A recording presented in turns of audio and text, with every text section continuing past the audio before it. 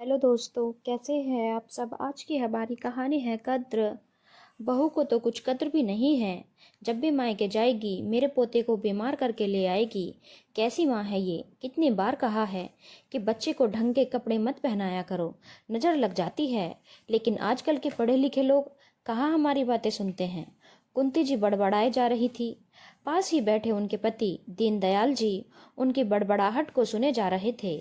जब काफी देर तक वो चुप न हुई तब फिर वे बोल ही पड़े। अरे बस भी करो भाग्यवान, कितना चिल्लाओगी। हाँ, तुम्हें तो मेरा बोलना चिल्लाना ही लगता है। अब तुम मुझे क्यों चिल्लाने लगी। तो मैं क्या करूं। कितनी बार कहा है बहू को कि गोलू को नए नए कपड़े मत लाया करो।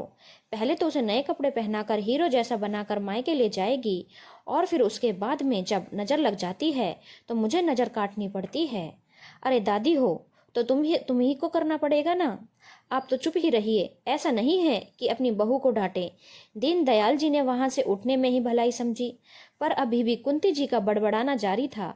बहू मानसी चुपचाप रसोई में अपना काम कर रही थी। वहीं 3 वर्षीय गोलू अपने कमरे में सो रहा था। थोड़ी देर बाद ऋषभ घर आया। अरे क्या बात है, आज तो बड़ी शांति है घर में। गोलू कहाँ है। वह सो रहा है, दीनदयाल जी ने कहा। इतनी जल्दी तो कभी नहीं सोता। सब खैरियत तो है ना, उसकी माँ से पूछ। माँ का इस तरह जवाब सुनकर ऋषभ एकदम चुप हो गया।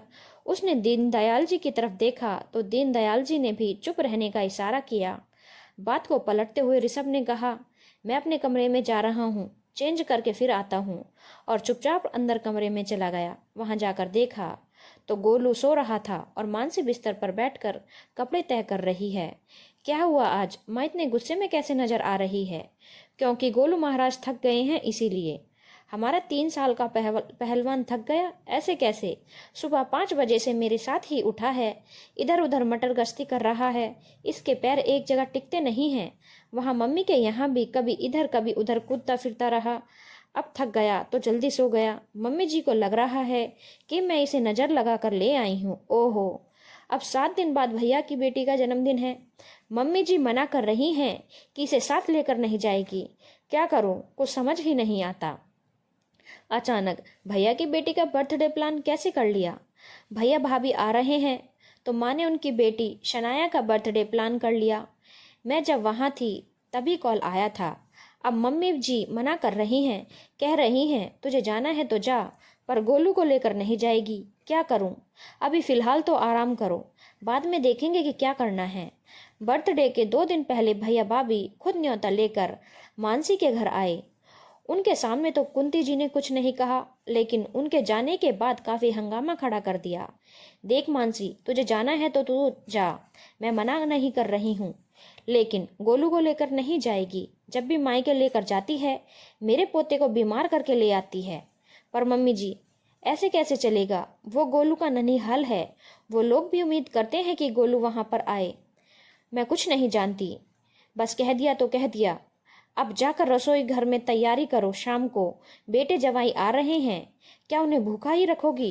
कुंती जी ने 2 टूक जवाब में बात को खत्म कर दिया। मानसी अपना सा मुंह लेकर रसोई में चल दी। शाम को ऋषभ के दीदी जीजाजी आए तो साथ में उनकी 4 वर्षीय बेटी शानू भी आई। शानू को देखकर कुंती जी बहुत खुश थी। उसे और गोलू को अपने पास बिठाकर अपने हाथों से खाना खिला रही थी। यह देखकर ऋषभ ने कुंती जी को छेड़ते हुए कहा, क्या बात है माँ, आज तो नानी की भूमिका में बैठी है। एक तरफ पोता बिठा रखा है, दूसरी तरफ नतनी, दोनों को अपने हाथों से खिला रही हो। नजर मत लगा, बड़ी किस्मत से मिलता है ऐसा मौका। तुझे क्या पता, कुंती जी ने ऋषभ को झिड़कते हुए कहा। ओहो, मतलब बेटे और बेटी का पत्ता कट। अब की बार कुंती जी की बेटी बोली, अरे तुम तुम्हारी जगह हो, पर मूल तो सूद से प्यारा होता है, इसलिए अब तुमसे पहले ये दोनों हैं। कुंती जी ने बड़े प्यार से अपने बेटी से कहा। उनकी बात सुनकर घर में हर कोई मुस्कुराने लगा। बेटा, तेरी सास सानू को यहाँ लाने से मना नहीं करती, अब की बार दीनदयाल जी ने कहा। अचानक सबका ध्यान दीनदयाल जी की तरफ गया। कैसी बात कर रहे हो जी, भला वो क्यों मना करने लगी। हाँ पापा जी, भला मेरी मम्मी क्यों मना करेंगी। आप नाना नानी हो और नाना नानी के घर तो बच्चे आ ही सकते हैं ना, अब की बार दामाद जी ने कहा। पता नहीं बेटा, हमारे यहाँ तो नाना नानी के घर जाने से मना कर दिया जाता है, तो सोचा शायद तुम्हारे यहाँ का भी ये रिवाज हो। यह क्या फालतू की बात लेकर बैठ गए जी आप। नहीं नहीं, निर्णय अभी निकाले तो ही बेहतर है, और तुम्हारे बेटी जवाई के सामने निकाले तो और भी अच्छा, ताकि तुम जो भी डिसीजन लो कम से कम ये लोग अपने घर में भी उसको अमल कर सकें। दीनदयाल जी की बात सुनकर कुंती जी सख्ते में आ गई।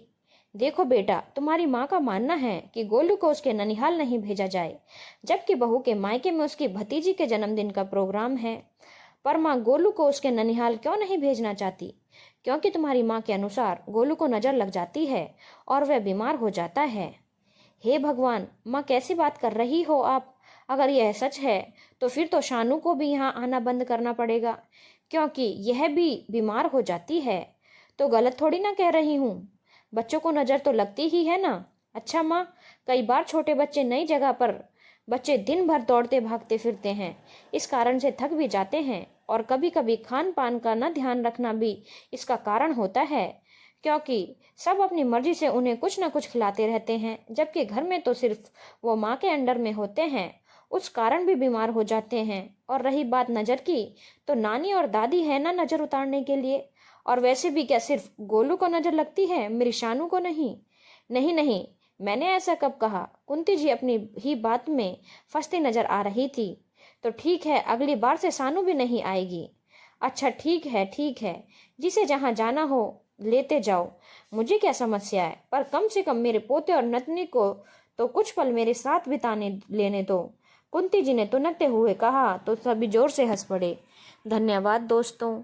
अगर आपको कहानी अच्छी लगी हो तो चैनल को लाइक, शेयर और सब्सक्राइब करना ना भूलें।